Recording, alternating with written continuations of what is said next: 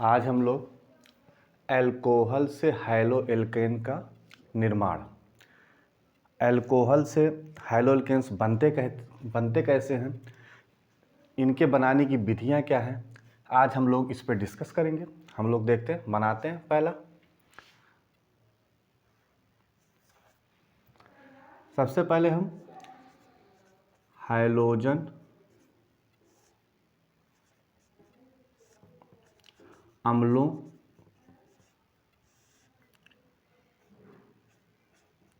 की क्रिया द्वारा हाइलोजन अम्लों की क्रिया द्वारा एल्कोहल से हैलो एल्केन का निर्माण करेंगे। इसमें पहला, सबसे पहले तो हम ये जानें कि एल्कोहल की सक्रियता क्या है, हाइलोजन अम्लों की सक्रियता का क्रम क्या है। देखिए, RCrOH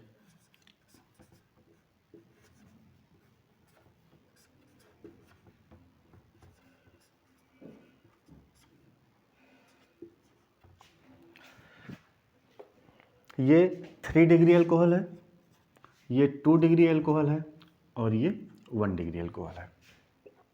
ये टर्सरी कार्बोकेटायन बनाएगा। देखिए,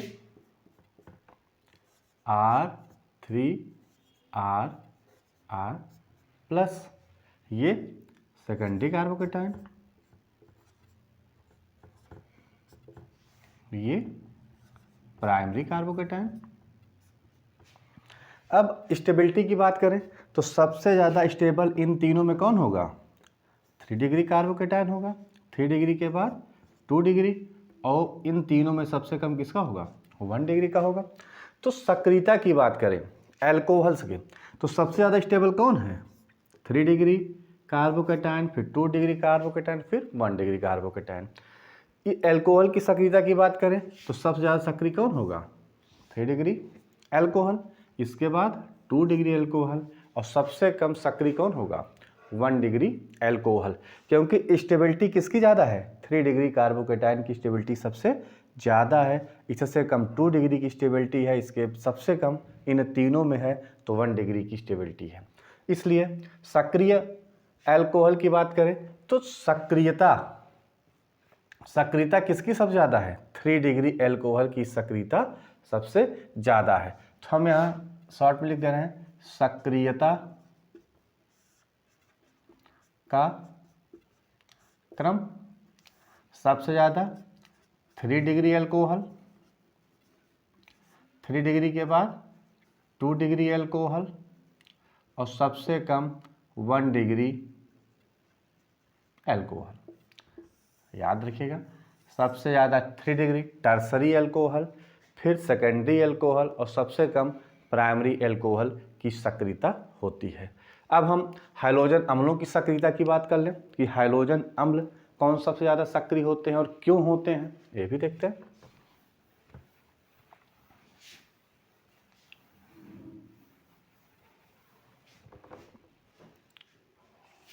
हाइलोजन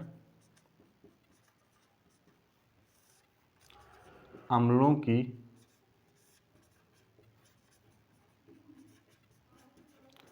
सक्रियता, हाइलोजन अम्लों में सबसे ज़्यादा सक्रिय कौन होता है? HI, HBr, HCl, हम HF को ले लेते हैं, HF। क्यों होते हैं? देखिए, पीरियाडिक टेबल में सबसे ऊपर फ्लोरीन होता है, फिर क्लोरीन होता है, फिर ब्रोमीन होता है, फिर आयोडीन होता है। ऊपर से जब हम नीचे आते हैं तो इलेक्ट्रोनेगेटिविटी की मान घटती है, या कह लीजिए विद्युत ऋणात्मकता का मान घटता है। और ऊपर से जब नीचे आते हैं तो साइज क्या होता है? बढ़ता है। और जब साइज बढ़ेगा तो उसकी बॉन्ड लेंथ क्या हो जाएगी? बड़ी होगी।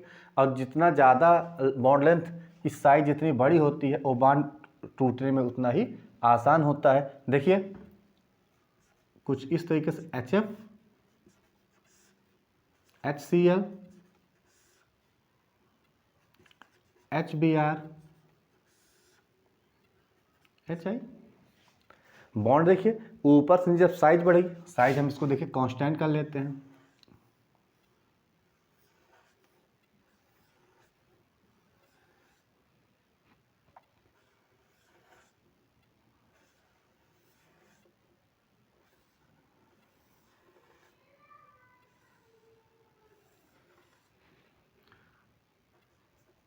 HF HCl HBr HI। तो तीनों में देखिए इधर हाइड्रोजन, इसकी साइज कांस्टेंट है, बढ़ किसकी साइज रही है, फ्लोरीन की साइज सबसे कम है, फिर क्लोरीन, फिर ब्रोमीन, फिर आयोडीन। मतलब ऊपर से नीचे आने पे इलेक्ट्रोनेगेटिविटी का मान क्या होता है, घटता है, और उसकी साइज बढ़ती, और जब साइज बढ़ेगा तो बॉन्ड लेंथ क्या हो जाएगा, बढ़ जाएगा। और जितना बड़ा बॉन्ड उतना ही तोड़ने में या टूटने में उतना ही आसान होता है। ठीक है, तो इसलिए सक्रियता में सबसे ज़्यादा सक्रिय कौन सा हाइड्रोजन अम्ल होता है, hydrogen iodide is greater than HBr is greater than HCl is greater than HF। ठीक है, अब हम लोग आते हैं, अब पढ़ते हैं कि हाइड्रोजन अम्लों की क्रिया द्वारा हम आपको एल्कोहल की सक्रियता बताए कि टर्सरी एल्कोहल सबसे ज़्यादा सक्रिय होता है, फिर सेकेंडरी होता है, उस सबसे कम प्राइमरी होता है। हम हाइड्रोजन अम्लों की सक्रियता की बात किए, हाइड्रोजन अम्ल HI सबसे ज़्यादा सक्रिय होता है या एसिडिक नेचर उसकी सबसे ज़्यादा होती है, और HF की एसिडिक नेचर सबसे कम होती है। क्यों होती है, क्योंकि उसकी साइज बड़ी होती है पीरियोडिक टेबल में, और इलेक्ट्रोनेगेटिविटी का मान ऊपर से नीचे क्या होता है, घटता है।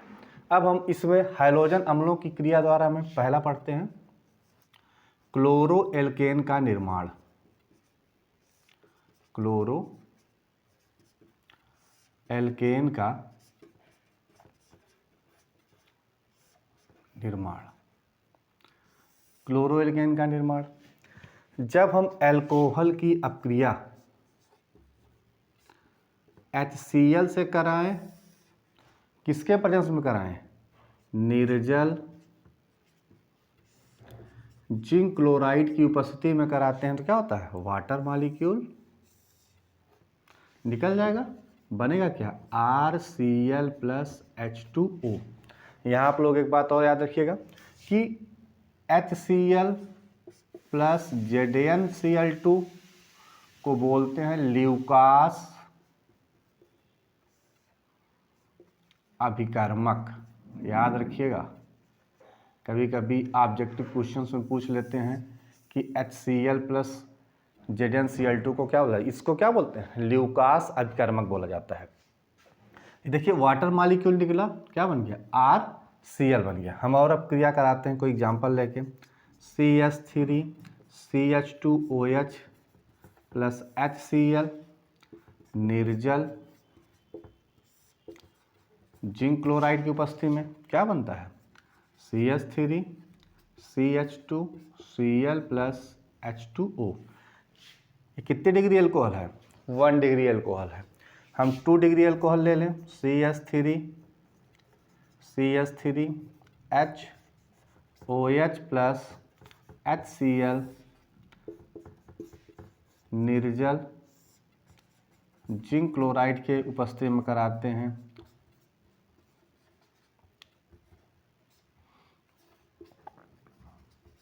H2O। देखिए 1 डिग्री लिए, 2 डिग्री लिए। अब यहाँ एक बात याद रखिएगा हमेशा कि जब HCl के साथ अपक्रिया कराते हैं 1 डिग्री और 2 डिग्री एल्कोहल की, तो हमको कैटलिस्ट के रूप में क्या लेना पड़ता है, निर्जल जिंक क्लोराइड। लेकिन जब हम टर्सरी एल्कोहल की अपक्रिया HCl से कराते हैं तो हमको निर्जल जिंक क्लोराइड कैटलिस्ट लेने की ज़रूरत नहीं पड़ती है। यह कहिए कि हम बिना निर्जल जिंक क्लोराइड के ही क्या बना लेंगे, हाइलो एल्केन बना लेंगे। देखिए CH3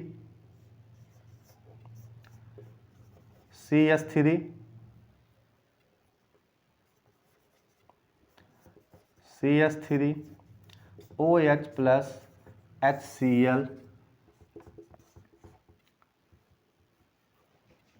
क्या बनाएगा CH3 CH3 CH3 Cl plus H2O। सब में क्या हो रहा है, वाटर मॉलिक्यूल निकल रहा है। वन डिग्री और 2 डिग्री एल्कोहल के लिए हमको कैटलिस्ट यूज करना पड़ता है। उसका कैटलिस्ट नाम क्या है, निर्जल जिंक क्लोराइड की उपस्थिति में जब आप क्रिया कराते हैं तो हैलो एल्केन बनता है। जब हम 3 डिग्री एल्कोहल लेते हैं HCl के साथ आप क्रिया कराते हैं तो हमको कैटलिस्ट लेने की ज़रूरत नहीं पड़ती है और सीधे सीधे क्रिया हो जाता है। और एक कॉमन बात देखिए, 1 डिग्री एल्कोहल लेते हैं तो 1 डिग्री एल्किल हैलाइड बनता है, 2 डिग्री एल्कोहल लेते हैं तो 2 डिग्री एल्किल हैलाइड बनता है, और 3 डिग्री एल्कोहल लेते हैं तो 3 डिग्री एल्किल हैलाइड बनता है। ठीक है ना। तो कहने का मतलब क्लोरो एल्केन का निर्माण हम यदि एल्कोहल की अपक्रिया HCl के साथ कराएं और किस कैटलिस्ट के उपस्थिति में, निर्जल जिंक क्लोराइड उत्प्रेरक की उपस्थिति में कराते हैं तो क्या बनता है, हैलो एल्केन बनता है। क्या बनता है, हैलो एल्केन बनता है। 1 degree alcohol 1 degree alkyl halide, 2 degree alcohol 2 degree alkyl halide, 3 degree alcohol 3 degree alkyl halide बनाता है। अब हम लोग नेक्स्ट बनाते हैं ब्रोमो एल्केन। ब्रोमो एल्केन का निर्माण, इसी में सेकंड ब्रोमो एल्केन का निर्माण। देखिए ब्रोमो एल्केन का जब हम निर्माण कराते हैं तो हम लोग HBr को तुरंत बनाते हैं, तुरंत बना के तब एल्कोहल के साथ अपक्रिया करते हैं तो क्या बनता है, ब्रोमो एल्केन। देखिए KBr प्लस H2SO4 अपक्रिया करके क्या बनाएगा, HBr प्लस KHSO4। अब इस HBr की अपक्रिया किससे करा दीजिए, एल्कोहल के साथ करा दीजिए। हम देखिए क्या करेगा, RBr plus H2O, RBr plus H2O, या तो हम इसको ऐसे लिख दें ROH plus KBr plus H2SO4 क्या बना लेगा, यहाँ RBr बना लेगा प्लस KHSO4 बनाएगा, और तो मेन प्रोडक्ट आपका क्या है, RBr, इसी को बोलते हैं ब्रोमो एल्केन। एक खास बात और याद रखिएगा, ब्रोमो एल्केन ये अपक्रिया केवल और केवल प्राइमरी एल्कोहल देता है, ना तो सेकेंडरी एल्कोहल देता है, ना ही टर्सरी एल्कोहल देता है। क्यों नहीं देता है, उसका रीजन जान लीजिए। Secondary 2 degree and 3 degree alcohol ये अपक्रिया नहीं देता है। क्यों नहीं देता है, क्योंकि H2SO4 की उपस्थिति में इस एल्कोहल का निर्जलीकरण हो जाता है, और निर्जलीकरण जब होता है, निर्जलीकरण जब होगा तो क्या बना लेगा, एल्कीन बना लेता है। क्या बना लेता है, एल्कीन बना लेता है। इसीलिए सेकेंडरी एल्कोहल और टर्सरी एल्कोहल ये अपक्रिया नहीं देता है। देता कौन है, प्राइमरी एल्कोहल। देखिए CH3 CH2OH plus KBr plus H2SO4 क्या बनाएगा, CH2Br plus KHSO4 plus H2O। तो ब्रोमो एल्केन बन गया। ब्रोमो एल्केन में क्या बनाइए, ब्रोमो एथेन, ऐसी को बोलते हैं एथिल ब्रोमाइड। याद रखिएगा कि सेकेंडरी एंड टर्सरी एल्कोहल ये अपक्रिया नहीं देती है। क्यों नहीं देती, उसका कारण क्या है कि H2SO4 की उपस्थिति में इन एल्कोहल्स का क्या हो जाता है, निर्जलीकरण हो जाता है, और निर्जलीकरण होने पे क्या बना देता है, एल्कीन बना देता है। क्लियर है। अब हम लोग नेक्स्ट बनाते हैं आइडो एल्केन। आइडो एल्केन, नोट कर लिए इसको। तीसरा इसी में बनाते हैं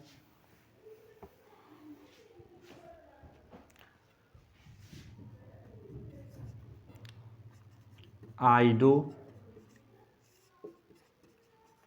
एल्केन का निर्माण। आइडो एल्केन, इसमें भी HI को हम तुरंत बना के एल्कोहल के साथ अपक्रिया कर देते हैं तो आइडो एल्केन बन जाता है। देखिए KI प्लस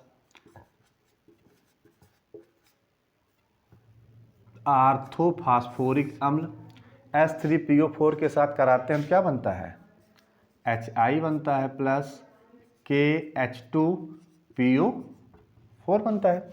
इस HI की अपक्रिया हम किसी अल्कोहल के साथ करा दें, ROH के साथ करा दें तो क्या बनेगा, यहाँ देखिए वाटर मॉलिक्यूल निकलेगा, बनेगा क्या, RI प्लस H2O बन जाएगा।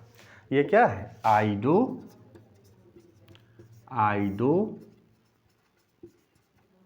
एल्केन, आइडो एल्केन बन गया। ठीक, हम इस सब क्रिया को ऐसे भी दिखा सकते हैं, ROH plus KI plus H3PO4 आर्थोफास्फोरिक अम्ल के साथ कराते हैं तो क्या बनेगा, आइडो एल्केन बन जाएगा प्लस KH2PO4 प्लस H2O बन जाएगा। अब हमेशा याद रखिएगा ये अपक्रिया केवल और केवल प्राइमरी एल्कोहल देता है। कौन देता है, primary alcohol. Secondary and tertiary alcohol ये अपक्रिया नहीं देता है। क्यों नहीं देता है, क्योंकि इस आर्थोफास्फोरिक अम्ल की उपस्थिति में सेकेंडरी और टर्सरी एल्कोहल का क्या हो जाता है, निर्जलीकरण हो जाता है, निर्जलीकरण हो जाता है। और जब निर्जलीकरण हो जाता है तो बनाता क्या है, एल्कीन बना देता है। क्या बनाता है, किसके प्रेजेंस में,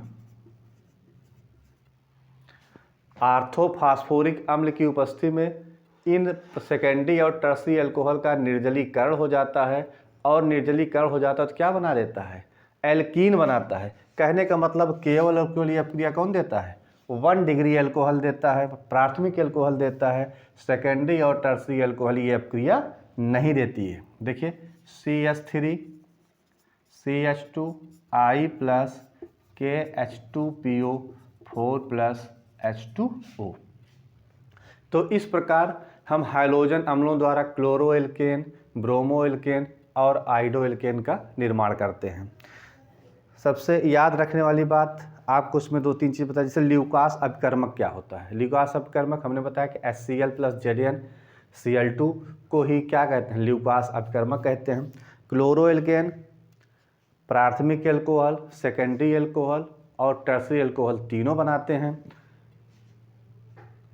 ब्रोमो एल्केन और आइडो एल्केन केवल और केवल कौन सा बनाता है, 1 डिग्री एल्कोहल द्वारा ब्रोमो एल्केन और आइडो एल्केन का निर्माण होता है।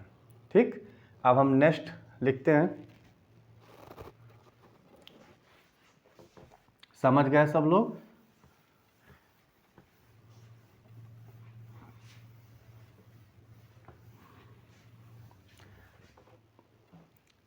दूसरा हम लोग फास्फोरस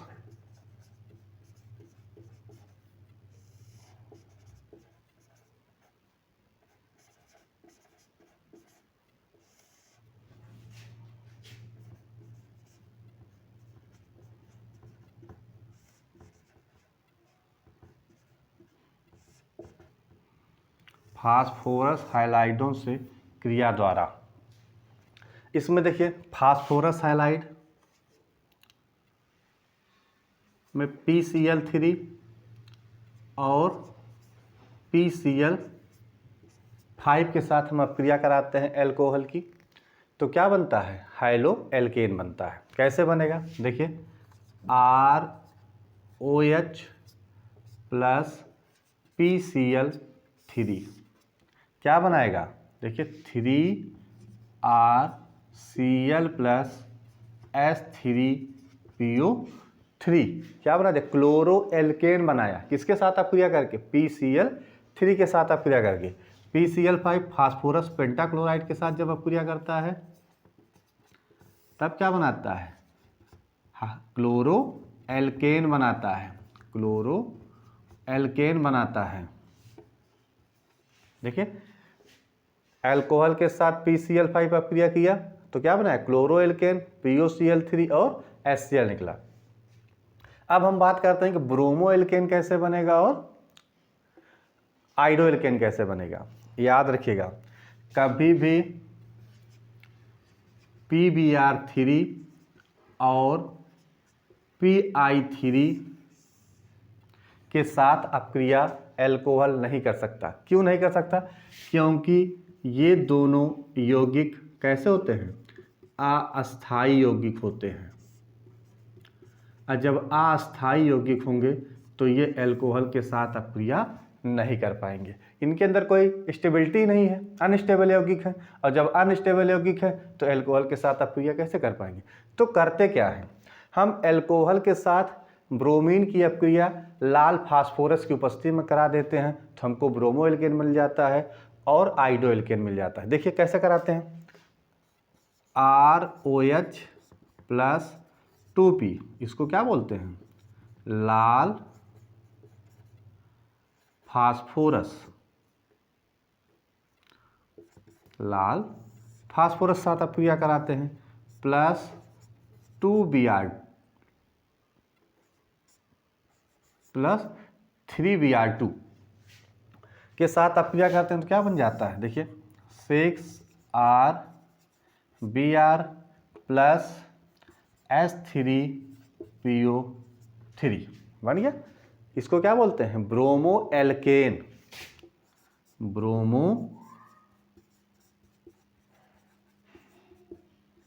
ब्रोमो एल्केन कहते हैं। ठीक, इसी प्रकार हम आयोडीन ले लें। क्या ले लें? आयोडीन ले लें, तब क्या बनेगा? आइडो एल्केन बनेगा।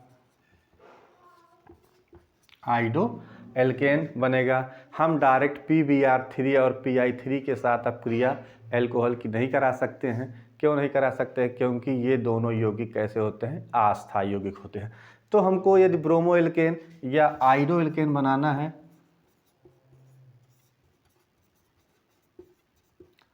आइडो एल्केन बनाना है तो हम सीधे सीधे किसका प्रयोग कर देंगे? लाल फास्फोरस के साथ ब्रोमीन और आयोडीन की अपक्रिया करा देंगे, Br2 और I2 की अपक्रिया करा देंगे तो हमको ब्रोमो एल्केन और आइडो एल्केन मिल जाएगा। हम एग्जाम्पल लेके इसको कराते हैं। देखिए तीनों अपक्रियाएं,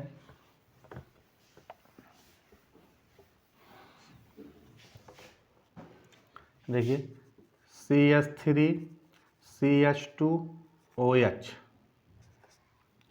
प्लस PCl3 क्या बनाएगा? 3CH3CH2Cl प्लस H3PO3 पहला। दूसरा CH3 CH2OH प्लस PCl5 के साथ अपक्रिया कराते हैं तो क्या बनता है? CH3 CH2Cl plus POCl3 plus HCl बन गया। अब हम लोग ब्रोमो एल्केन बनाएं। CH3 CH2OH प्लस लाल फास्फोरस प्लस ब्रोमीन के साथ अपक्रिया कराते हैं तो क्या बन जाएगा? Bromo alkene.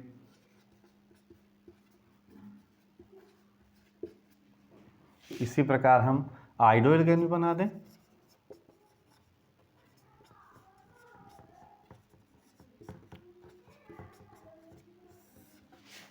देखिए 6 CH3 CH2I प्लस 2H3PO3 आर्थोफास्फोरस अम्ल।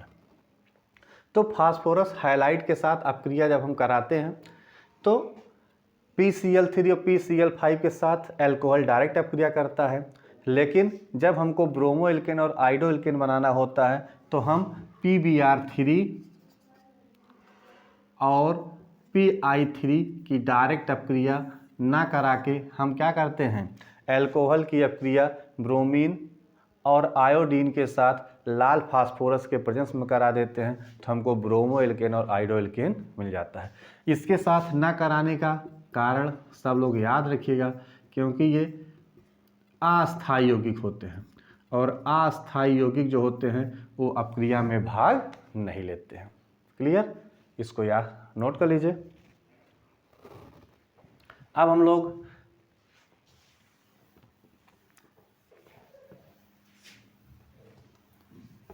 अगली अपक्रिया लिखते हैं, बहुत इंपॉर्टेंट है, और इस अपक्रिया द्वारा केवल और केवल क्लोरो एल्केन का ही निर्माण हो पाता है, और ब्रोमो एल्केन और आयोडो एल्केन का निर्माण क्यों नहीं हो पाता उसके बारे में भी आपको बताते हैं। देखिए, थायोनिल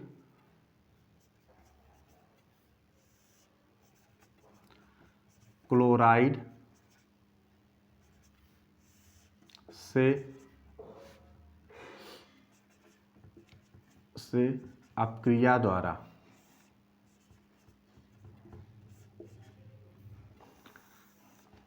एल्कोहल थायोनिल क्लोराइड के साथ अपक्रिया करता है। देखिए, ROH प्लस SOCl2 हम कैटलिस्ट के रूप में थोड़ी सी मात्रा पेरिडीन की ले लेते हैं और इसको क्या करते हैं, गर्म करते हैं, तो बनता क्या है, RCl plus SO2 plus HCl।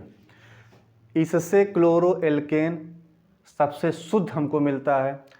क्यों मिलता है, क्योंकि इसके जो सह उत्पाद हैं SO2 और HCl दोनों किस फॉर्म में होते हैं, गैसियस फॉर्म में होते हैं, और जब गैसियस फॉर्म में होते हैं तो आसानी के साथ ये निकल जाते हैं SO2 और HCl। बनता क्या है, क्लोरो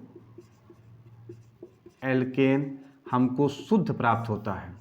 इसी अपक्रिया को हम लोग डार्जेन अपक्रिया भी बोलते हैं। क्या बोलते हैं, डार्जेन अपक्रिया बोला जाता है। इसी को क्या बोला जाता है, डार्जेन अपक्रिया बोला जाता है। तो हम एग्जांपल ले देखिए, CH3 CH2 OH plus SOCl2 क्या बनाएगा, क्लोरोएथेन बनाएगा, CH3 CH2 Cl plus SO2 plus HCl। इस अपक्रिया द्वारा केवल और केवल क्लोरो एल्केन का निर्माण हो सकता है, ना तो ब्रोमो एल्केन का निर्माण हो सकता है, ना ही आयोडो एल्केन का निर्माण हो सकता है। क्यों नहीं हो सकता है, उसका कारण क्या होता है कि SO2 जो होता है अस्थायी यौगिक होता है। ये थायोनिल ब्रोमाइड जो होता है बहुत ही अस्थायी होता है। क्या होता है, अस्थायी होता है, और अस्थायी होता है तो ये एल्कोहल के साथ अपक्रिया नहीं कर पाता है, और जब अपक्रिया नहीं करेगा तो ब्रोमो एल्केन का निर्माण नहीं हो पाएगा। दूसरी चीज, SOI2 जो है अभी तक ज्ञात नहीं है, अभी तक ज्ञात नहीं है। तो इस अपक्रिया द्वारा, या कहिए डार्जेन अपक्रिया द्वारा, केवल और केवल क्लोरो एल्केन का निर्माण हो सकता है, ना तो ब्रोमो एल्केन का निर्माण हो सकता है, ना आयोडो एल्केन का निर्माण हो सकता है, क्योंकि ये बहुत ही अस्थायी होता है और SOI2 अभी तक ज्ञात नहीं है। इस प्रकार आज हम लोगों ने एल्कोहल से हाइलो एल्केन के निर्माण के बारे में पढ़ा। पहला कि हाइलोजन अम्लों द्वारा अपक्रिया कराते हैं तब हमको हाइलो एल्केन प्राप्त होता है। दूसरा, फास्फोरस हाइलाइडों के साथ अपक्रिया कराते हैं तब हमको हाइलो एल्केन प्राप्त होता है। तीसरा, थायोनिल क्लोराइड से अपक्रिया कराते हैं तब हमको क्या प्राप्त होता है, क्लोरो एल्केन प्राप्त होता है। आज के लेक्चर को ही समाप्त करते हैं, मिलते हैं नेक्स्ट लेक्चर में।